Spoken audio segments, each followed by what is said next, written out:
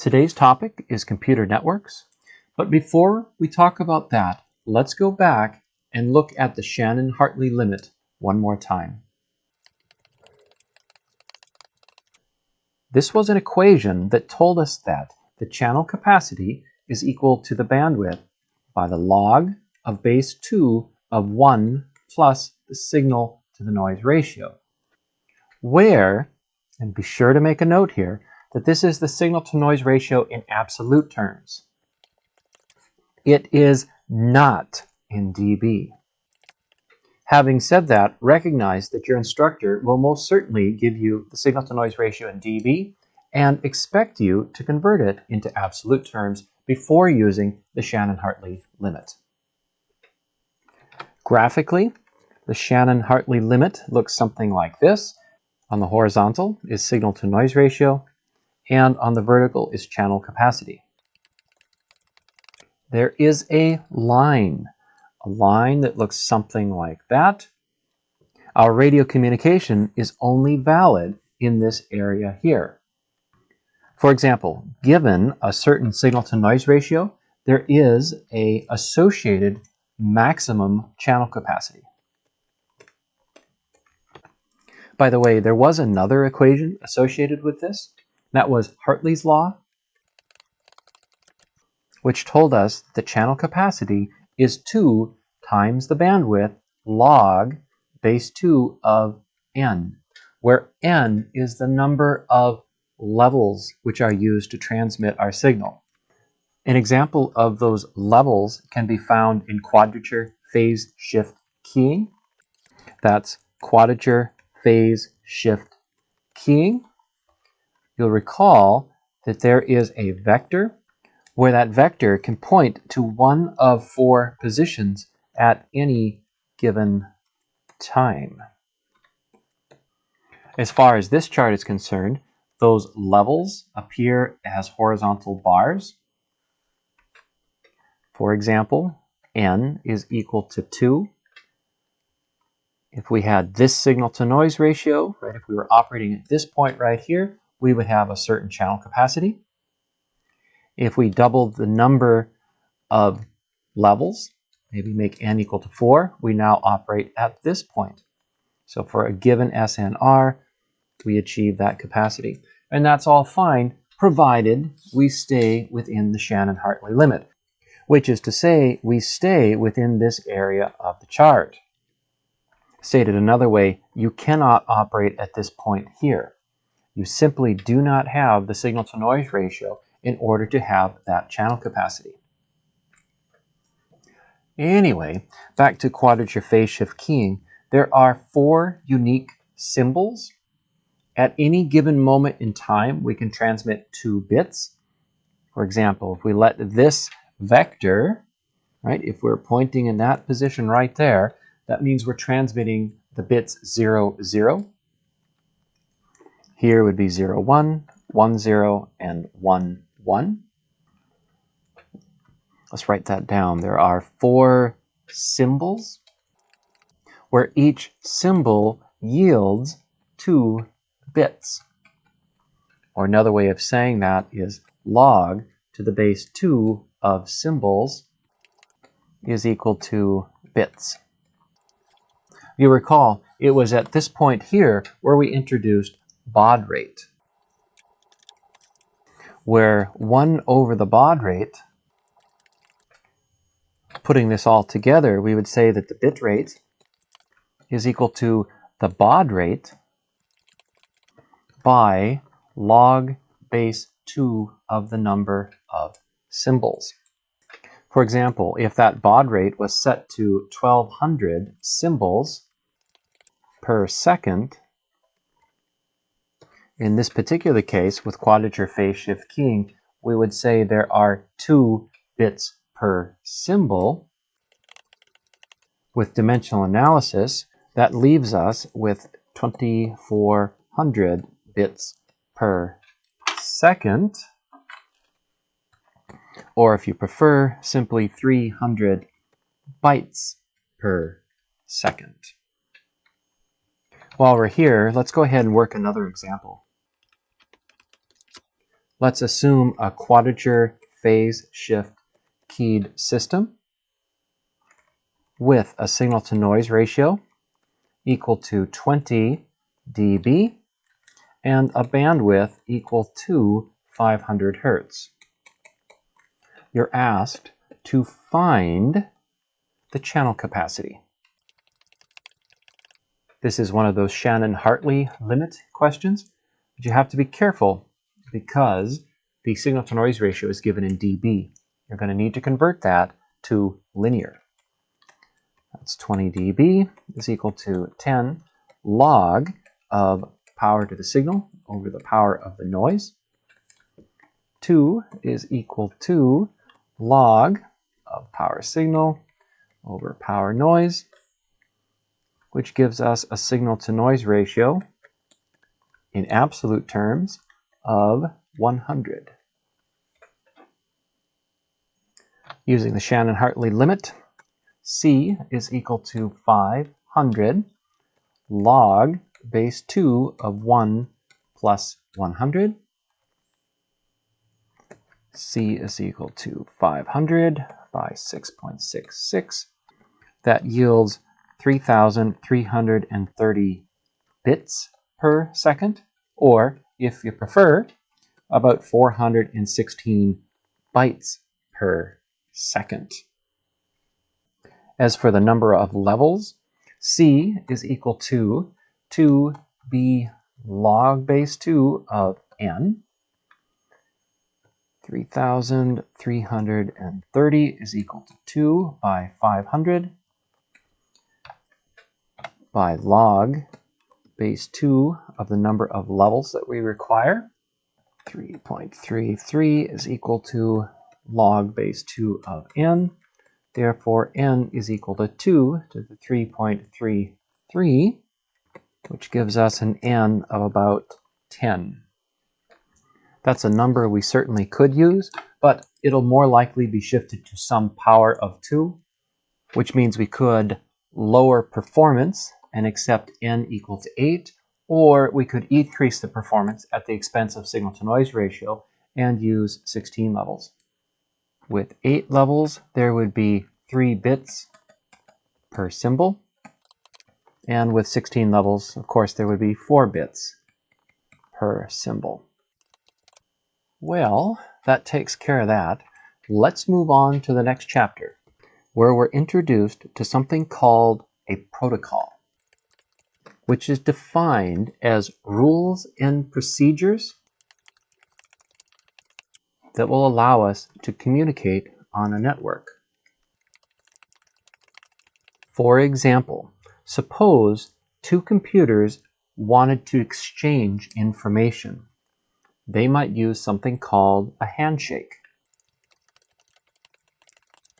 One way to think about this is to establish swim lanes between each node.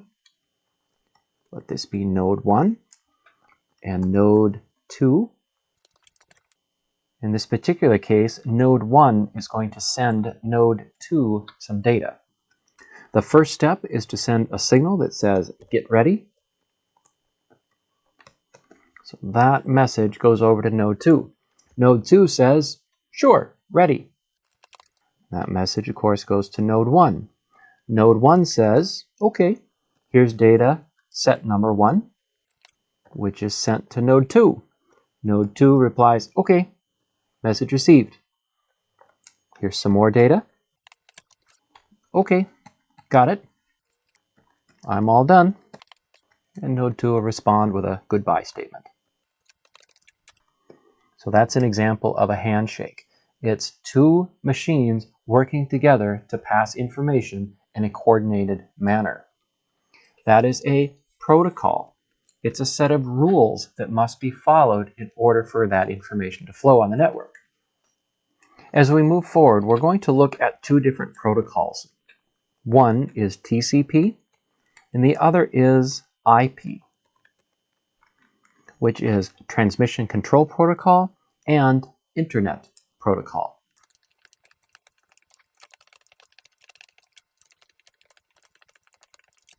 In this model, we have layers. The first layer is the application layer, which sends information to the transport layer. I'll spell this out in a minute, but for now, we'll just put an A there, and we'll put a T here for transport. The transport layer sends information to the internet layer, which finally sends it to the link layer. From there, the information actually flows across the physical network. So application, transport, internet, and link. This entire process starts with you operating on the highest level, which is the application level. For example, right now you are using https www.youtube.com. HTTPS stands for Hypertext Transfer Protocol Secure. The way this works is that you send a request down through the various layers of your computer's stack. It goes across through your internet service provider to the YouTube computers, where it operates way up back to the application levels, arriving at some kind of storage. And then it works in reverse. That message is sent back through your internet service provider, working its way back up through the stack here, finally providing you this video. This model is important to us as we move through the rest of the lecture. Couple of things. The internet layer is where the internet protocol lives. From the lab, you may recognize that with such numbers as 192.168.1.100. There's also the link layer, and that is where our MAC addresses live. Those are the media access control addresses that are unique to a particular network interface controller, such as a computer or a piece of test equipment. At any rate, be sure to add this model to your note card. We're going to come back to it. Next topic is topology. A topology describes how the networks are connected together.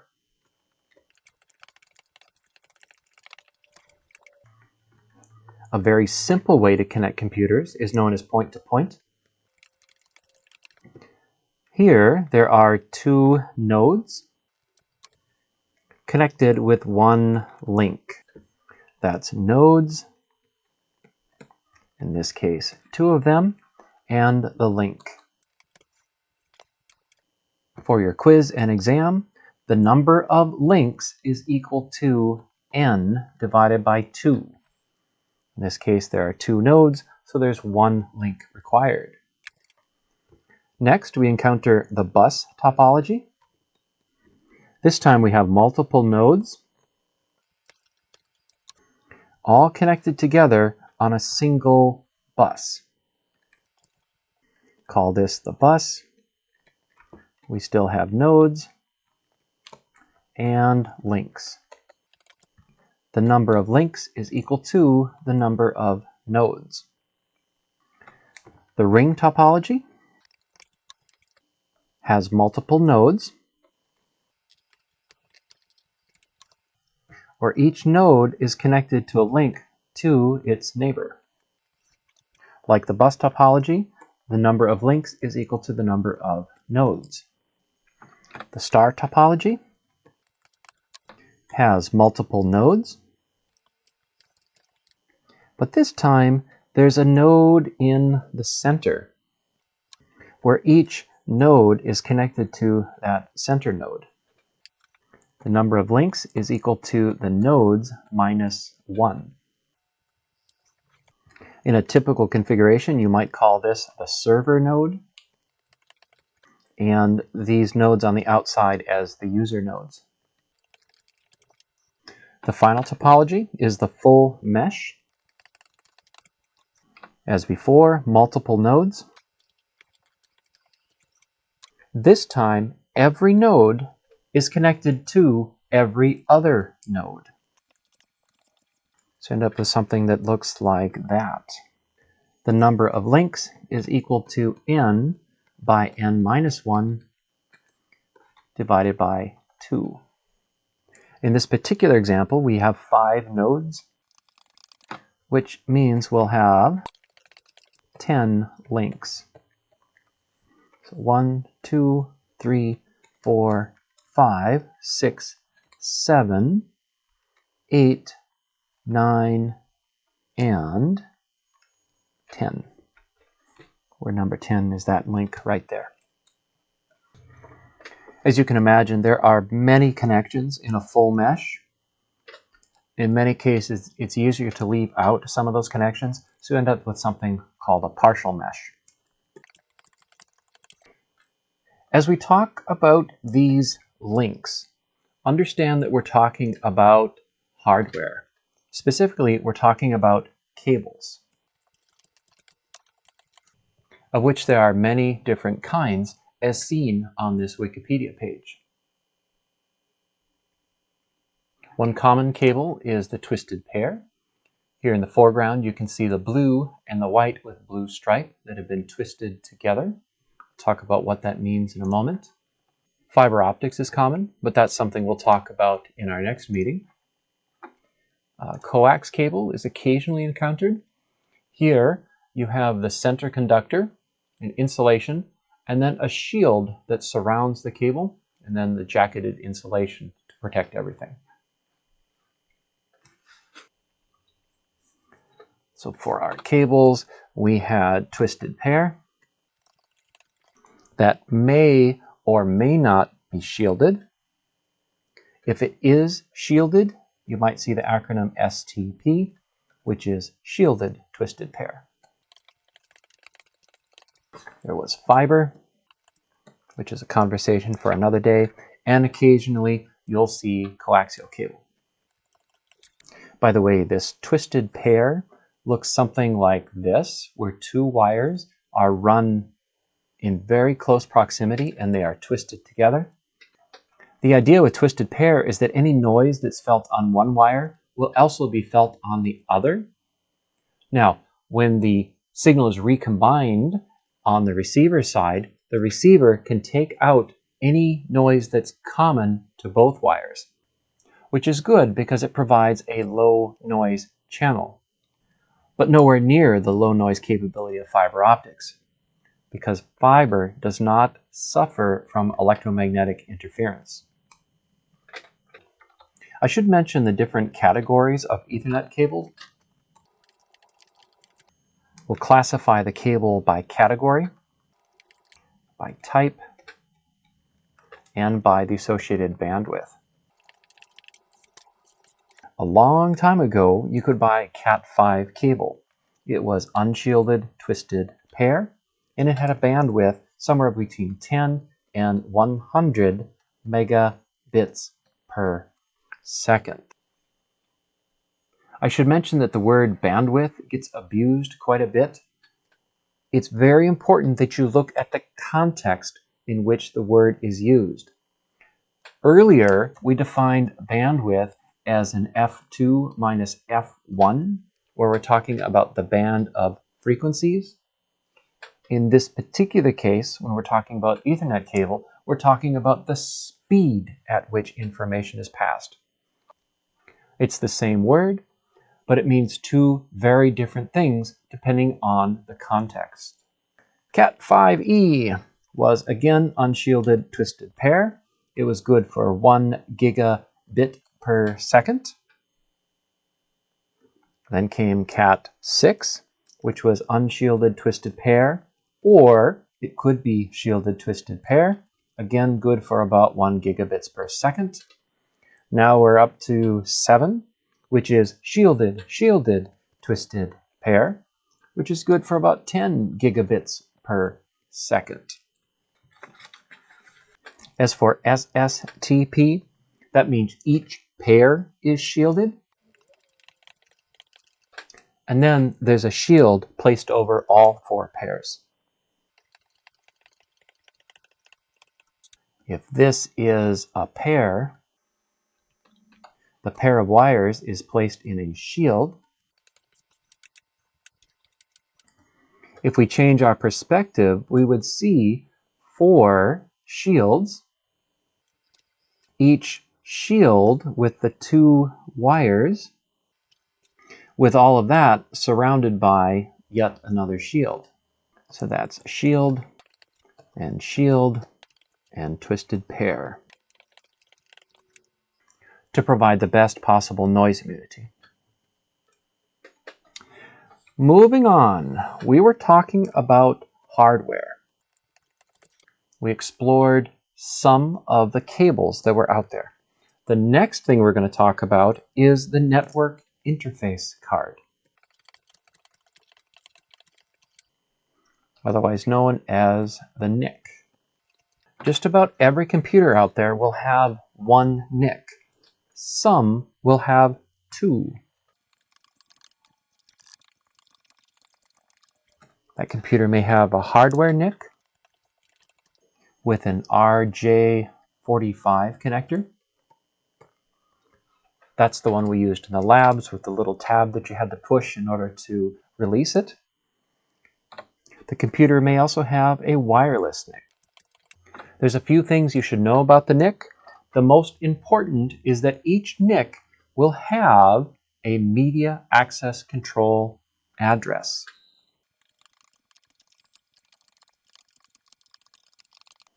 That's the MAC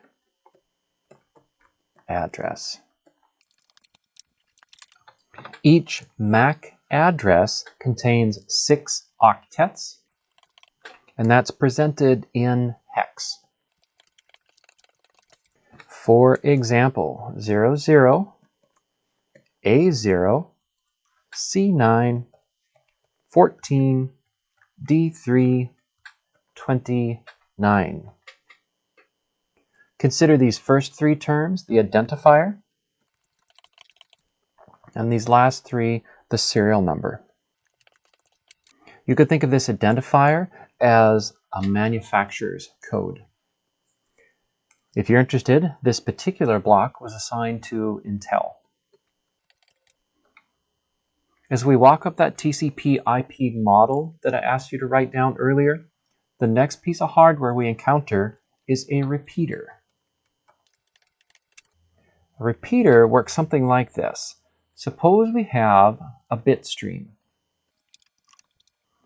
As that bit stream travels from place A to place B, it will pick up a certain amount of noise. This is something you remember from our very earliest lessons.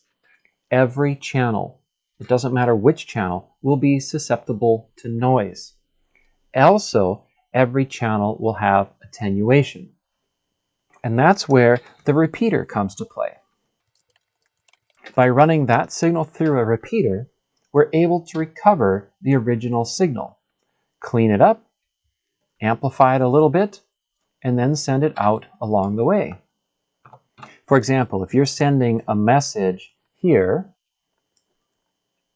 and it's gone through the analog to digital converter, it travels for a certain distance, it goes through a repeater, goes through another repeater, before finally arriving at the DAC on the other side, where it can be converted back into the original clean signal. The next hardware device is the hub. This is technology that dates back to about 1990. A hub has a symbol like so, and a hub is used to connect multiple nodes together. Do you remember which configuration this is? Yes, it's the star configuration. So multiple devices are connected with a hub. For example, this might be your number 1 PC, PC number 2, maybe a printer, another PC, and a server. The way a hub works is that any piece of information that enters the hub is blasted out on all ports. So if the server sends a message to PC number 2, PC number 1 will hear the message, PC 2 will hear the message, the printer will hear the message, and PC 3 will hear the message. And that's how it works for every piece of information, even if it's backwards. For example, if PC number 2 wants to talk to the server, PC 1 will hear the message, the server will hear the message, PC 3 will hear the message, as will the printer. Which is fine, but it's not a very efficient way to send data because only one conversation can occur at the same time. Far better to use a device with more intelligence known as the switch. It has a symbol that looks like this. Like the hub, the switch is found in the center of a star network where all of the devices connect to the central switch. The difference between a hub and a switch is that the switch has intelligence that looks at the messages that are being passed. For example, if the server wants to talk to PC1, that message will be routed through the switch from the server to PC1 and only PC1. At the same time, it is possible for PC number 2 to be talking to the printer. 2 simultaneous conversations. This results in a faster communications network. Stepping back for a moment. When we talked about the repeater has no intelligence. All it does is it takes in a signal, cleans it up, and sends it on out again. Same signal received, same signal sent. The hub has no intelligence. It takes in a message on any port and sends it out on all ports. The switch has intelligence. It looks at the MAC address to determine where to send the messages.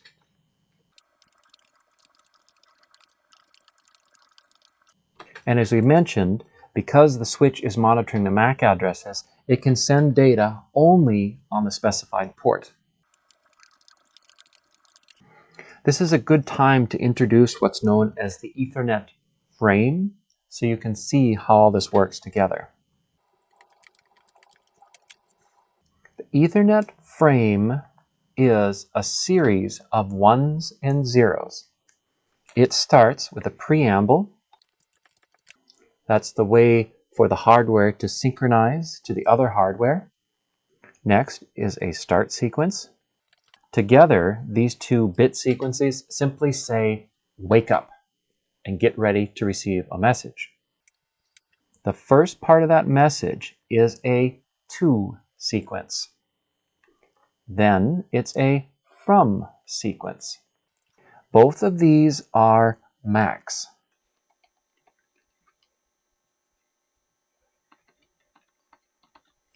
As an example, if the server wants to talk to PC number 3, part of the server's Ethernet frame will include the to MAC address and the from MAC address.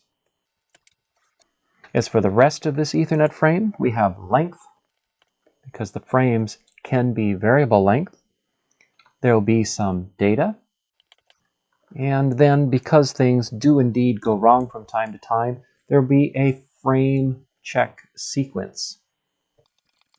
In many respects, this is the same idea as that parity bit we mentioned before, where the receiving computer runs a mathematical calculation on the entire frame to determine if it's good or bad. Let's see. We should also mention that the switch is faster than a hub. It's faster because data is only sent on a specified port. The switch operates at the network layer of the TCP IP model.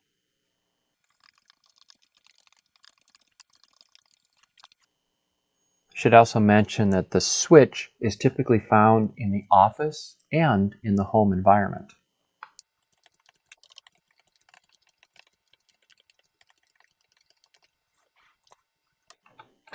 For example, in the lab, we used a combined device that included a switch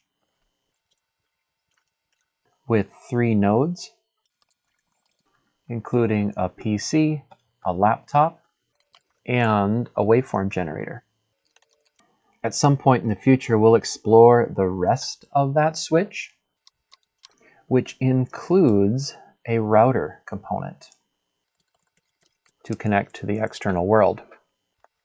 From the lab, you may recall that there were 4 ports on this side of the switch, and that everything that lived on that side of the switch had an address of 192.168.1.x, where x is the address for each node. For example, the PC might have been at 120, the laptop at 140, and the waveform generator perhaps at 110. From the lab, you may recall that there was a single port that was yellow, which would have been used to connect your device to the rest of the internet.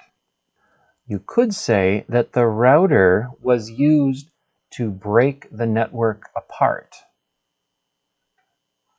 So here was your home network, and out here is the wild, wild west.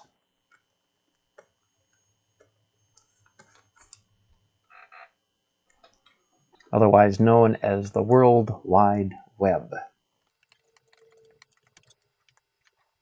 Actually, it's much more complicated than that. There are routers, many routers across the country. They are all connected together in one way or another. Sometimes you'll have a single connection between the routers. Other times you'll have multiple connections to a router. The question you might ask is, what is the best path to go from G to node B? Of course, there are multiple ways to get there. G to C to A to B, G to E to C to A to B, or G to F to E to C to A to B, or maybe even G to F to A to B. Each of those is a valid path. In an ideal world, you could argue that the shortest path is the best one, G to C to A to B. But that's not always true. It's like driving on the highway. If there is a lot of traffic on this node already, it's probably not the fastest anymore. It might be faster to take this route from G to F to A to B.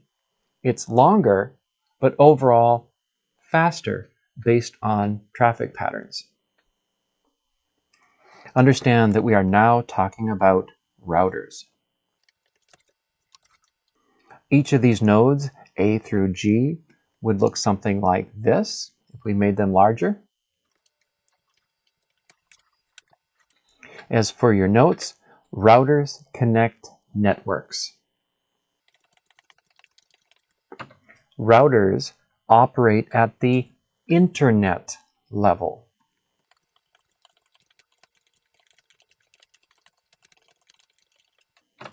The router actively monitors the health of each link. Based on that information, the router selects the best path. Which is a really interesting statement, because if you're at G and you want to send a message to B, sometimes the message will get sent via the G to C to A to B path.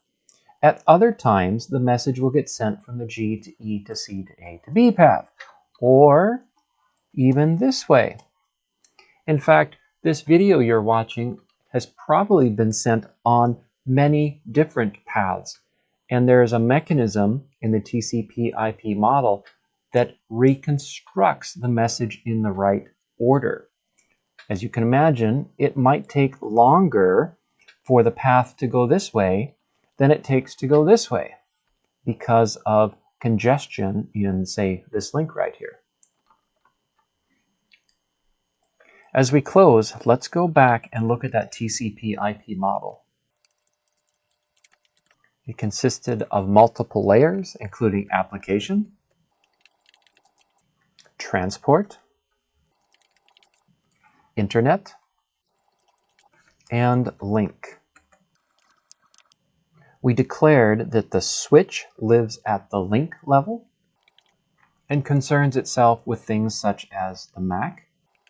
We declared that the router lives at the internet level with things like the IP address. At the application layer, we found things like HTTPS, which is the protocol that allows you to watch this video. And finally, at the transport level, we find a mechanism to make sure that the various parts of the message get reconstructed in the correct order. It's the transport layer which compensates for the delay that it takes for a message to get from, say, G to B, keeping in mind that the messages can and do take alternate paths. They will arrive out of sequence, and occasionally something goes wrong and a line is broken. It's a broken wire, but it's not a problem for two reasons. First, that transport layer will simply notice that the packet has been lost, and it will request that it be resent again. And because of the beauty of routers, the router, which is actively monitoring the lines, will detect that this path is broken and will automatically route the packet through the alternate paths.